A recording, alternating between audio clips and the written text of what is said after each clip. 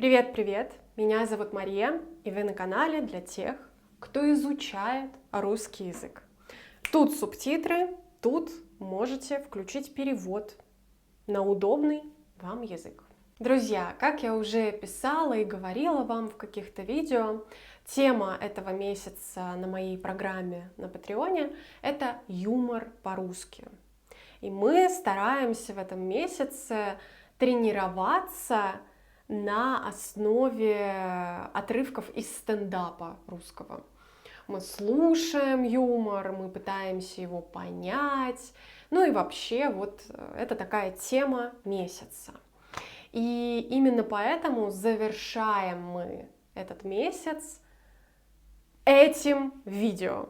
Сегодня мы тоже будем говорить про юмор, про стендап. И мы это будем обсуждать с человеком, для которого русский язык не родной, но он выучил русский язык и теперь выступает на русском языке перед русскоязычными людьми со стендапом. В прошлом видео я вам обещала, что в этом видео я больше буду говорить о том, что и как смотреть на русском языке на высоких уровнях.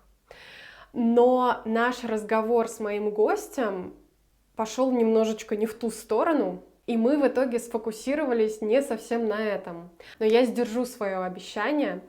Я составила список каналов на русском языке для русскоязычной аудитории, которые, возможно, вам было бы интересно смотреть, если вы уже на высоком уровне русского языка. Список этих каналов и ссылки на эти каналы вы найдете в моем закрытом телеграм-канале.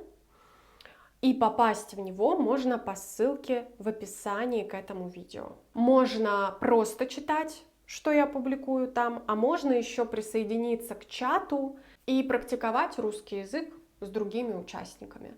Ну или просто болтать на разные темы с другими участниками. Доброе утро. Привет. Как у тебя вообще дела? Как твоя жизнь? Ты преподаешь? Мгм. Да, отлично все. Начал намного больше работать, и на самом деле уже Судьба. У тебя вообще жизнь такая интересная. Вот давай в двух словах расскажем, как мы с тобой познакомились. Это был, Мгм. это был было год назад, да? Да, Да. сейчас примерно год назад, да. Это было Polyglot Gathering в Чехии. Да, в Праге, и мы хотели кушать, и Да, случайно, ну, мы ждали очереди в столовой, и вдруг замечаю: "Эй, она русская, значит, можно говорить по-русски". И, ну, тоже так и да. сделали. Я помню, я и Петра, с которой я была, мы поднимались по лестнице, я поднимаюсь и упираюсь в чью-то грудь. Просто вот я поднимаюсь, и хоп, чья-то грудь. И я поднимаю глаза, и там такой высокий человек протягивает мне руку. И я такая тоже протягиваю руку. Думаю, ну всё, общение. Ну, Да. это прелесть, всего гаттеринга. Да, но в этом году я туда не еду. Ну, я понял. Ведь на мероприятие для преподавателей по-русскому, получается, поедешь, да? Да, это видео вот наше с тобой выйдет, если все по моему плану, то в конце мая. Именно в этот Мгм. момент я там буду где-то в центре Еревана Понял. вещать, да, для преподавателей, для моих коллег. Круто, М. круто. Ну, надеюсь. Честно говоря, был сложный выбор, потому что хотелось поехать на gathering. Мгм. Вот, но ничего, в этом году я решила все таки рассказать про свой этот аудиотренажер. Аудиотренажёр в плане? Ну, я же занимаюсь произношением, фонетикой. Мгм. Да-да-да. И, я запустила сейчас такую штуку, называется аудиотренажер. Russian Pronunciation Audio Drill. Я так его называю. Круто. Вот. В формате подкастов на любой аспект русского произношения там будет упражнение. Ну, например, у меня в шадоуинг-чате там я слышу, что у студента есть проблемка с твердым мягким "н", "ня". Вот в такой-то позиции. Я ему говорю: "Так, идите в тренажер, там есть упражнения, потренируй". Мгм. Вот, он идет Круто. в тренажер, надевает наушники, идет гулять с собакой и там на, ня, он, ой. Чтобы Вот. прям почувствовать разницу лучше. Да-да-да-да-да, и Мгм. повторять за мной прямо. Мгм. Ну, Вот это так. вообще круто. Разрешите вам напомнить, что аудиотренажер — это часть моей программы, которая доступна по подписке на Патреоне. Это не курс, это скорее абонемент в тренажерный зал по русскому произношению. Вы выбираете подписку, которая вам комфортна, тренируетесь в том режиме, который вам удобен и который вы можете себе позволить. В зависимости от того, насколько интенсивно вы тренируетесь, тот результат вы и получаете, и отписаться вы можете в любой момент. Напоминаю также, что в июле я планирую сделать перерыв, то есть моей обратной связи на программе уже не будет, но в июне я там. И вот июнь у вас есть, чтобы начать тренировать свое русское произношение.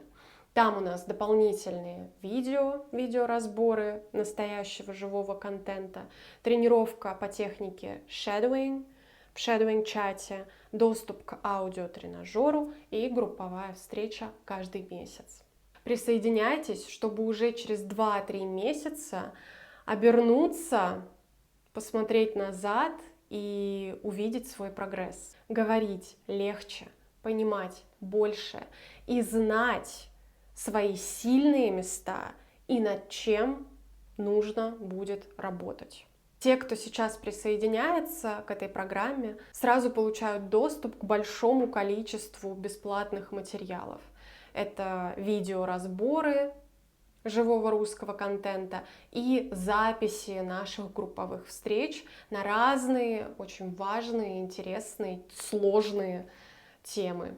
Так что даже без моей индивидуальной обратной связи там есть чем заняться. А мы продолжаем наш диалог с Хипом. Тогда мы с тобой договаривались, что мы снимем еще какое-нибудь видео, там, может быть, в следующем году. Но за вот это время у тебя все очень круто поменялось. Ты начал не просто снимать видео, ты начал выступать на русском языке Да. для русскоязычной аудитории со стендапом. То есть ты Да. ты начал шутить по-русски. Как ощущение? Как это вообще? Ну, кайф, это, ну, очень круто. Это достаточно случайно, что таки получилось так. Я видел такие видео, я такой, ну, было бы интересно куда-то когда-то попасть на такие мероприятия. И как переехал, сразу думал: у меня, в моем городе будет такой концерт". Главный ведущий, он такой, спрашивает: "Откуда все?" Вот, если из Украины, поднимите руки, если из России, поднимите руки. И он называет столько стран, и вот эта девушка, она кричит: "Есть голландец!" Все такие: "Что?" И потом она Голландец и в он Италии! и она такая: "И говорит по-русски". И главный ведущий такой: "Что? Он не говорит по-русски?" Я такой: "Ну, я говорю по-русски". И вот начинается такое. После концерта мы, поговорили немножко с главным ведущим. Такой: "Ну, типа, это очень круто. Не хочешь выступать?" И вот, обменялись, контактами, и на следующий день он такой: "Ну, давай ты выступай тоже". И попробовал, и было, ну, очень круто. Обалдеть. Я могу, например, сказать о том, ну, что я вижу, что, делают русскоязычные в Нидерландах, что мне нравится в их поведении и что мне не нравится. Так Мгм. что я понял, что я могу про это шутить, но в основном не про язык, например, падежи, например, вот есть один стакан, 2 стакана, ну, я понял разницу, думаешь, все нормально, 3 стакана, 4 стакана, думаешь, что все так и продолжается, а потом 5 стаканов, и, ну, это были такие моменты, где я думаю: "Блин, ну ну зачем это?" Те видео, которые я видела, ты выкладывал в сторис, да, я слышала, как смеется аудитория, и мне показалось, что там женский смех особенно такой истерично Мгм. громкий на тебя, на твои шутки. Вот эти все темы, ну, язык, понятно, менталитет, традиции, да, это смешно, но когда дело касается темы, ну, шутки касаются темы отношений и разница вот в этих отношениях, там, в Европе и в России. Мне кажется, это Мгм. самые острые, наверное, какие-то моменты. Ну, про это тоже бывает интересно, как будто бы в СНГшных странах, э, достаточно рано женится. Э, и в Европе это все еще, ну, в зависимости от страны, либо рано, либо быстро, но прям в Нидерландах очень такие люди: "Ну, я не знаю, давай подождем", и могут спокойно ждать 10 лет. И я не говорю, что там есть какой-то правильный или совсем неправильный выбор, но я скорее, ну, я сам не думаю про то, что, ну, 10 лет — это скорее слишком много, но в то же время, типа, 1 или 2 года — это скорее тоже слишком рано для меня, и это где-то Мгм. между как будто бы. Но замечается это, ну, такие вещи замечаются тоже. Например, 50-50 делит счет. Ну, в России там, точно, типа, это надо делать, а в Нидерландах, ну, порой уже девушки такие: "Нет, я хочу сама платить". Так что про это, ну, Мгм. это будет интересно, рассказывать про такое тоже. Да. А запись все еще таки идет, потому что у меня тут кнопка "записать". Но это, типа, тогда лично только для меня, что ли? Да, это, наверное, только для тебя. У меня вроде идет. Мгм.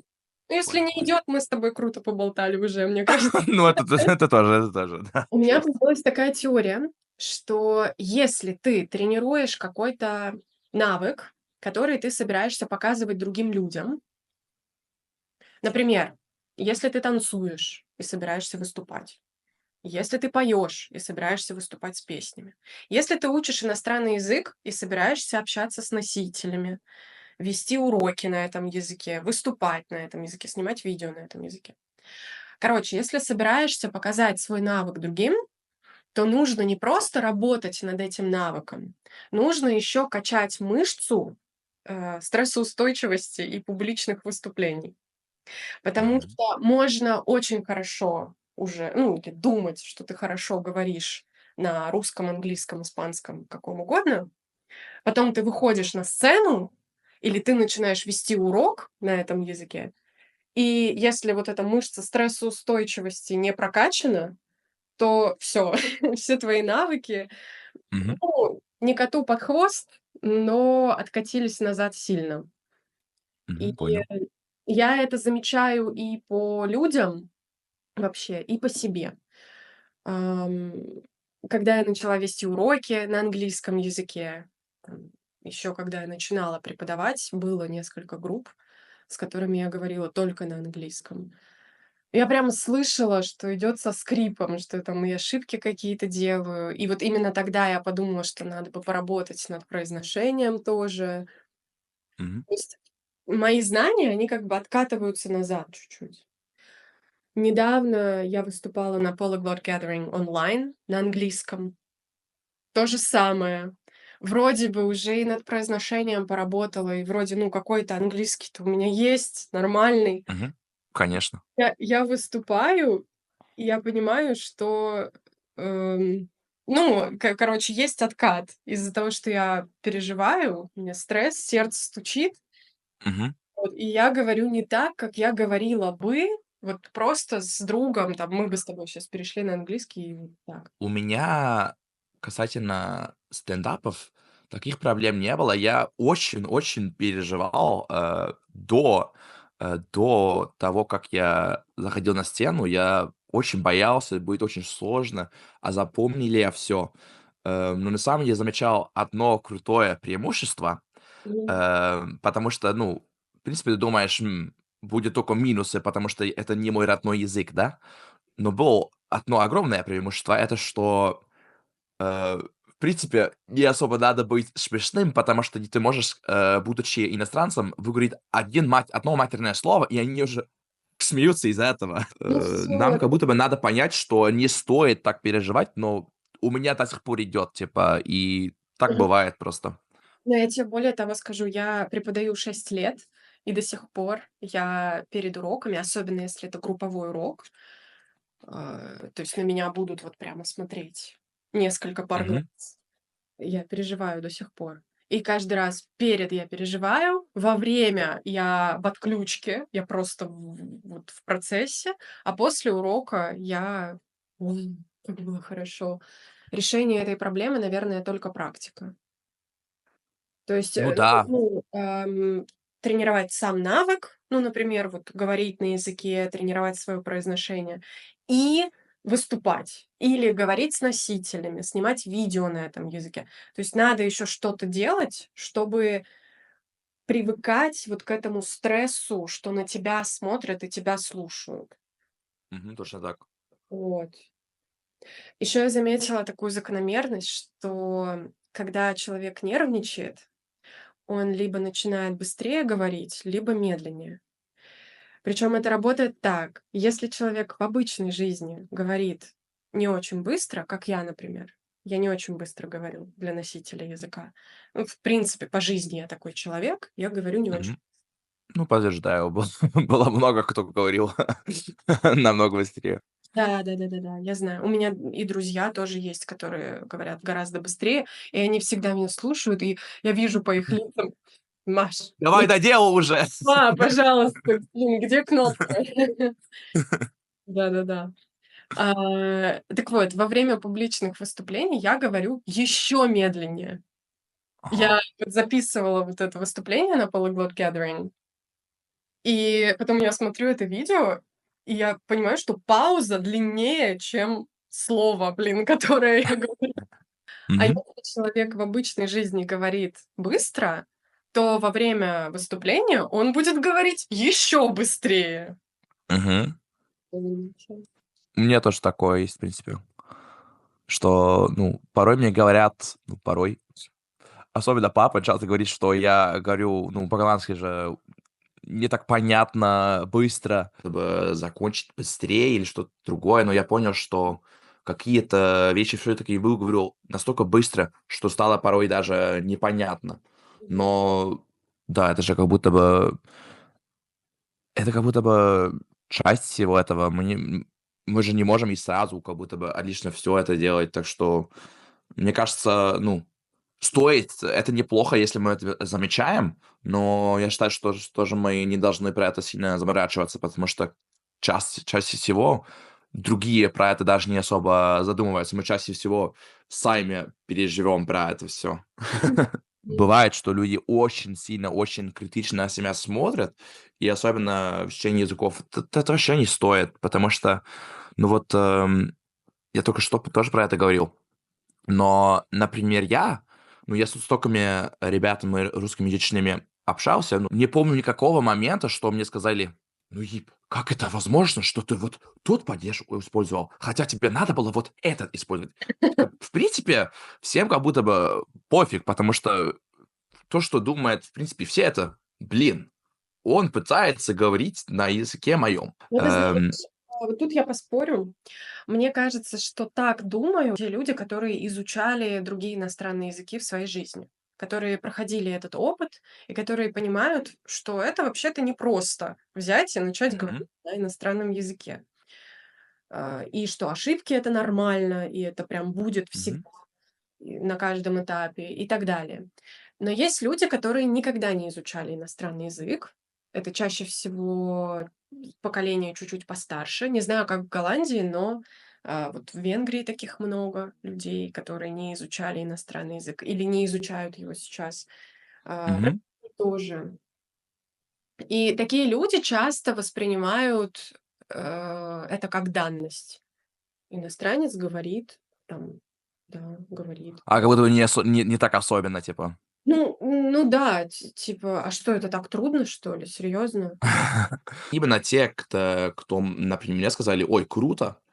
Эм, Именно те, хотя они образованные, они умные люди, когда им придется самим учить, они все еще, вот несмотря на то, что, может, уже английский выучили, когда речь идет о другом языке, они все еще очень переживают и Мгм. думают: "Блин, а у меня будет акцентик, блин, у меня будет, не тот артикль". Я такой: "Блин, ты же видишь, что во время нашего, ну, даже сейчас, если бы ты, проверяла все, что я говорил, ты бы уже могла замечать столько ошибок. Но разве это важно? Потому что мы говорим, мы общаемся нормально и понимаем друг друга.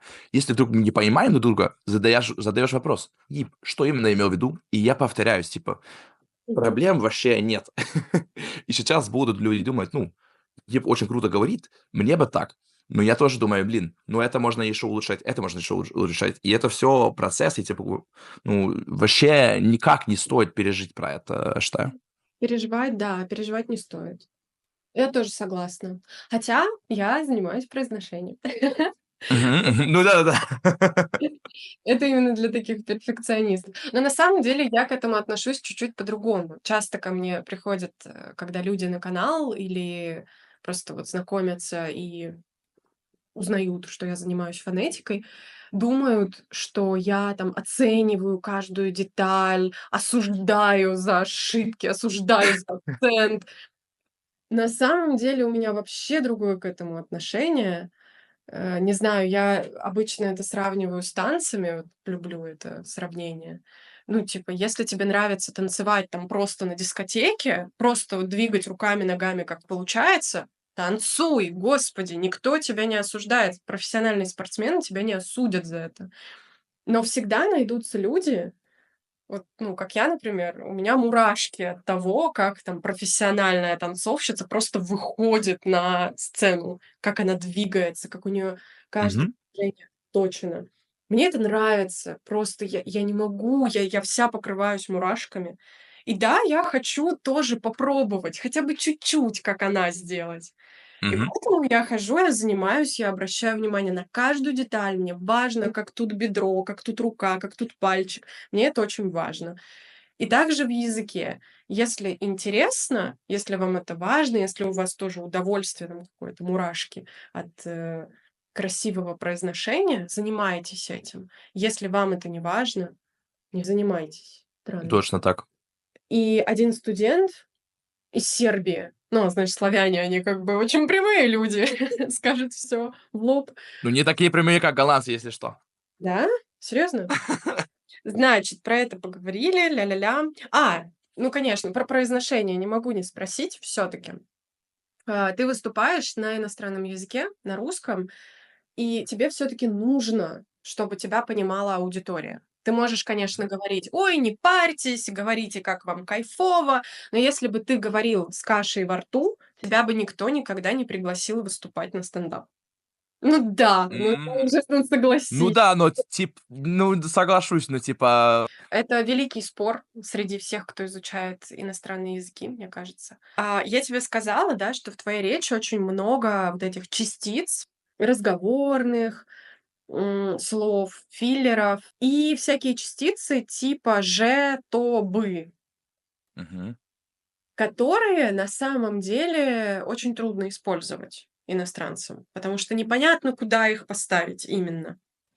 мгм, Какое именно место в, предложении. Если поставить не в то место, то эта фраза уже может звучать, может быть, невежливо, грубовато. Вот такое вот бывает. мгм. Ты как-то изучал эту тему или ты делаешь это интуитивно? М, Не судите нас строго за то, что мы очень сильно отошли от изначально намеченной темы. Еще раз напоминаю, что обещанный список контента на русском языке я опубликовала в закрытом телеграм-канале у себя. Переходите, смотрите, изучайте описание к этому видео.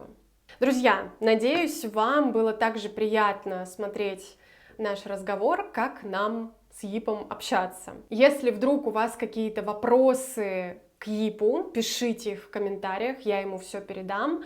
И если у вас вопросы ко мне, конечно же, задавайте. Желаю вам всего доброго, до скорой встречи. Пока-пока.